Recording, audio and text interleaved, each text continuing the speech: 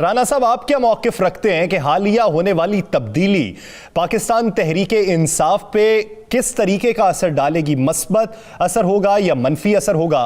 और क्या शेख रशीद साहब को जो एक अहम कलमदान सौंपा गया वो पीडीएम की तहरीक का बेहतरीन तरीके से मुकाबला कर सकते हैं? देखिए यासर, इसमें दो चीजें बड़ी बात है। एक तो पीटीआई के अंदर इसकी मुखालफत होगी, जहां तक मेरी इतला है।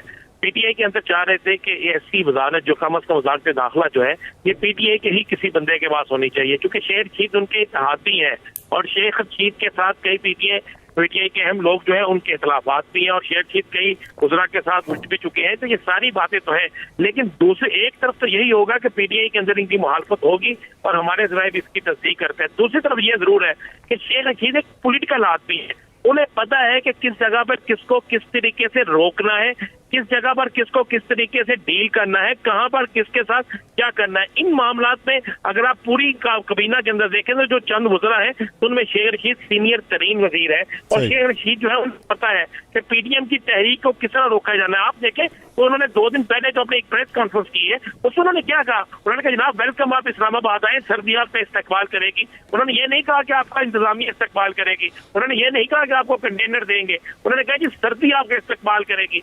तो मुझे लगता है कि शेख रशीद को वजीर दाखिला बनाने में एक से ज्यादा लोगों की मशावरत शामिल है और शेख रशीद को वजीर दाखिला बनने के बाद जिस तरह राव साहब ने कहा ये बात दुरुस्त है कि शेख रशीद अच्छे तरीके से खेल लेंगे, उन्हें अपनी वजारत में खेलना आता है।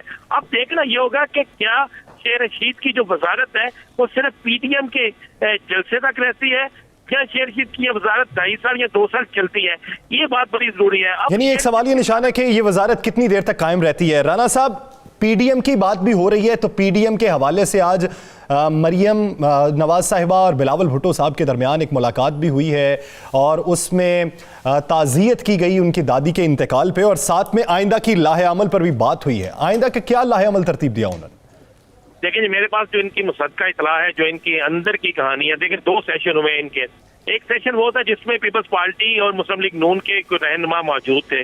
दूसरा सेशन वो था जिसे जो खाने के फौरी बाद हुआ, उस सेशन में मरियम और बिलावल ये दोनों ही थे और इनके दरमियान कोई 25 मिनट की गुफ्तगू हुई।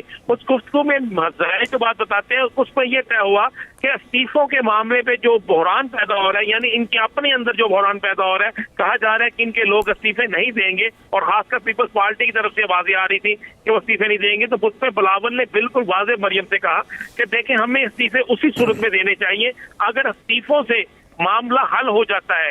इस्तीफे हम दे देते हैं लेकिन आईनी बहरान पैदा नहीं होगा। इस्तीफे हम उस सूरत में दें जब हमारे पास पार्लियामेंट के अंदर कौमी असम्बली में 180 या 82 इस्तीफे हो, वो हमारे पास नहीं है। तो जिसके बाद ये फाइनल होगा कि कहा यही जाएगा कि हम इस्तीफे दे रहे हैं, कहा यही जाएगा तहरीक को आगे लेकर चलेंगे, लेकिन इस्तीफे जो है वो क़यादत के पास रहेंगे और ये आखिरी पत्ता जो है सेनेट इलेक्शन से 4 या 5 दिन पहले खेलने की कोशिश की जाएगी। और मैं आपको ये भी बताऊं, ये बात भी मरियम ने उन्हें बिलावल से कही कि अगर आप सिंध हुकूमत को डिसॉल्व कर देते हैं, सिंध हुकूमत छोड़ देते हैं, तो फिर एक बहुत बड़ा बहरान पैदा हो सकता है और जब एक सूबे की हुकूमत खत्म होती है तो उससे बड़ा एक भूचाल सा आ जाता है और उस सूबे में सेनेट इलेक्शन जब नहीं होंगे तो उससे बड़ा फर्क। यानी 3 से 4 दिन पहले सेनेट के इलेक्शन से 3 से 4 दिन पहले ये आखिरी पत्ता शो किया जाएगा।